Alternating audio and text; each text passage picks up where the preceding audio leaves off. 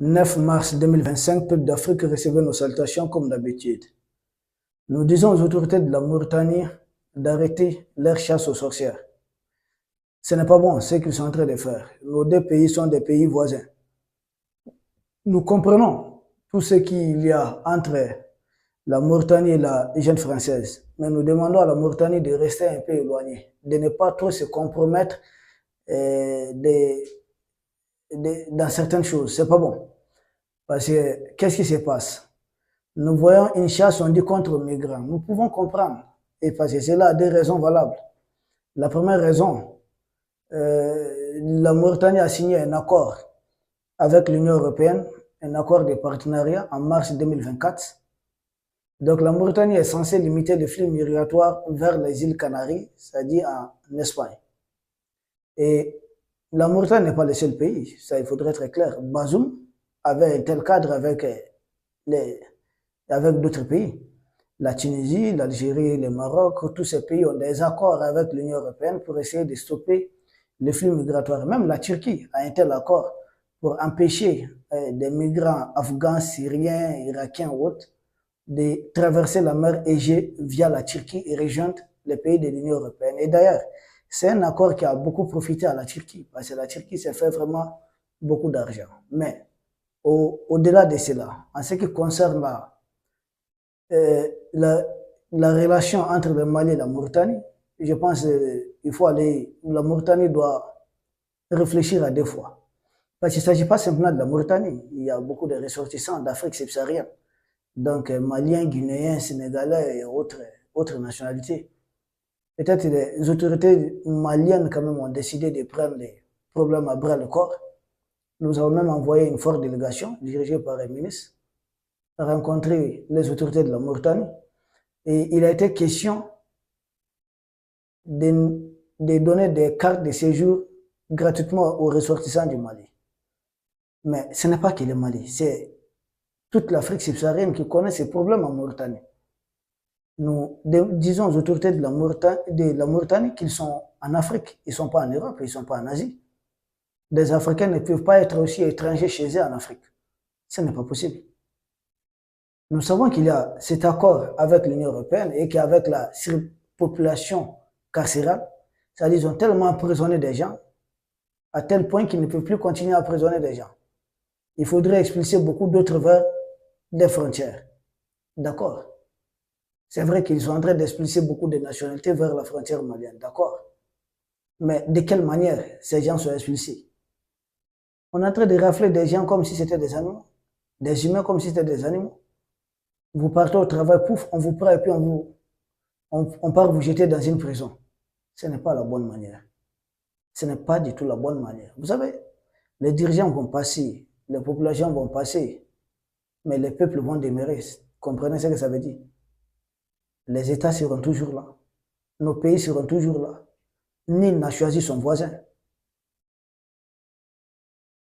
La deuxième raison, nous savons que la Mauritanie, c'est une minorité qui s'approprie le pouvoir contre la grande majorité. Et vous comprenez ce que je suis en train de dire. Depuis l'indépendance, ça a toujours été comme ça.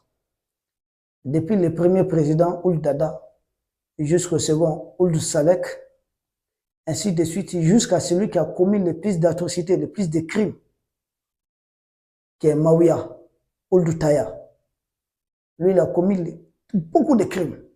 Parce que vous savez, la Mauritanie, excepté un ou deux, sinon la Mauritanie a tout été dirigé par des militaires. Il n'y a eu que des présidents civils. Sinon, tous les autres dirigeants, depuis la chute de Ould Dada, ce sont des militaires. Ce sont des militaires. Même l'actuel président, c'est un général de l'armée mauritanienne. Ça, tout le monde le sait. Ghazouani. Bon. Ils doivent tout simplement comprendre que des Africains ne peuvent pas être esclaves en Afrique. S'ils ont essayé à endormir la grande majorité là-bas, en Mauritanie, ils ne peuvent pas endormir tout le monde. Et puis nous, les ressortissants maliens ou bien, je ne sais pas, les autres populations qui sont là-bas, qu'elles soient des Ivoiriens, des Nigériens ou autres, nous ne sommes pas leurs esclaves. Ils doivent enlever cette mentalité-là. Nous ne sommes pas leurs esclaves. Et s'ils ont peur, peut-être, qu'il y ait plus de populations d'Afrique subsaharienne et que cela pourrait conduire à un soulèvement, mais ils n'ont qu'à travailler en toute transparence. Sinon, nous savons les massacres qui ont été commis. Vous savez qu'en 1990, il y a eu un grand massacre qui ne dit pas son nom en Mauritanie. Mais avant cela, en 1987, des officiers noirs, notamment principalement des Peuls, ont été exécutés en Mauritanie. On les avait accusés de tentatives de coup d'État, ce qui n'est pas vérifié. Et qui avait commis ces crimes abominables? C'est Ould Taya.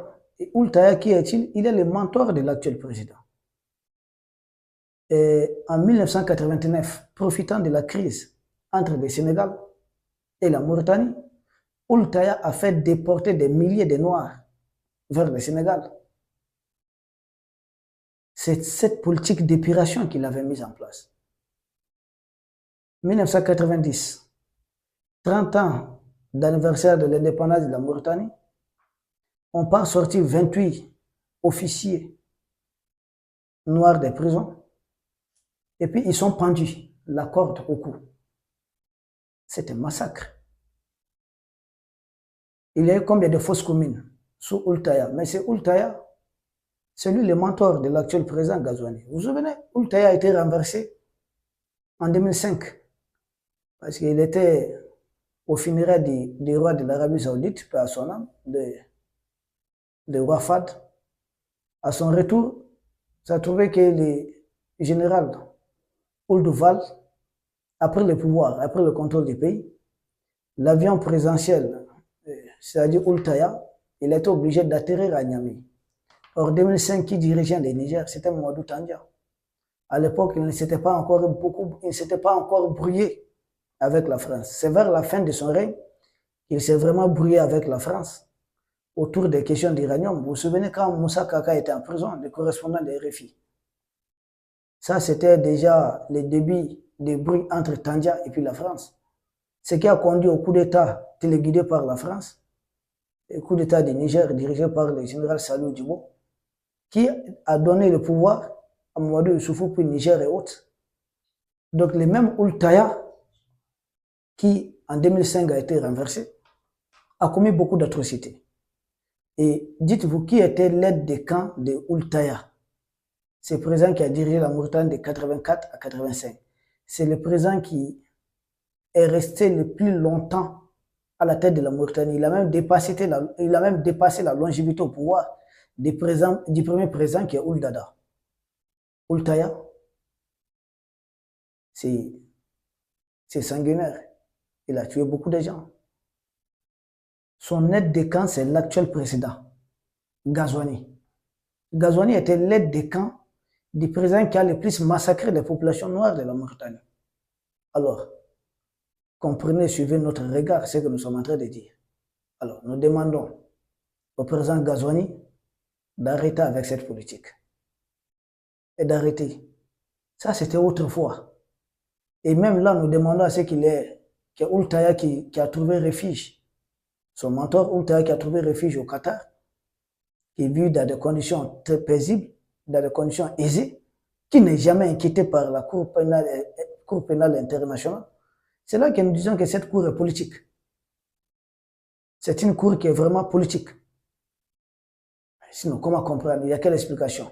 A-t-il commis des massacres, oui ou non? Oui. Y a-t-il une plainte, oui ou non, contre le? Oui, il y a une plainte. Mais il est tranquille au Qatar. Et puis le Qatar continue de faire des affaires tranquillement. Nous savons qu'à l'indépendance de la Mauritanie, il y a un pacte qui ne dit pas son nom, qui a été signé pour que ces mêmes personnes-là dirigent de façon continue la Mauritanie. La grande majorité doit être privée.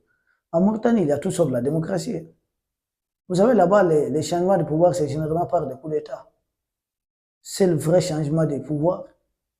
C'est à la suite de la transition dirigée par Ould Vals. Et c'est aussi la passation du pouvoir entre Abdelaziz et puis l'actuel président, Ghazouani. Et même ça, de quelle manière? Quelle élection? Les vrais gagnants ont été écartés. On a tout fait pour que ce soit Ghazouani qui vienne au pouvoir. Parce que Ghazouani L'actuel président a dirigé l'armée mauritanienne pendant plus de 10 ans. Donc, c'est des choses qui sont connues de tout le monde. Mais nous leur demandons d'arrêter ça. D'accord, qu'ils disent qu'ils vont mettre des cartes de séjour, qu'ils vont donner ça gratuitement, vu peut-être, voilà, la pression aussi de la part des autorités du Mali. Mais c'est là par ricochet oblige le Mali, les pays de l'Est. Nous ne savons pas pour les autres pays africains. Mais les pays de l'Est ont imposé aussi des cartes de séjour aux ressortissants mauritaniens qui sont dans l'espace AS. Ils sont beaucoup, hein. Ils sont un peu partout, ils tiennent le commerce ici. Ils ont beaucoup de boutiques. Mais ici, ils ne sont pas inquiétés. On ne leur demande même pas leur carte d'identité.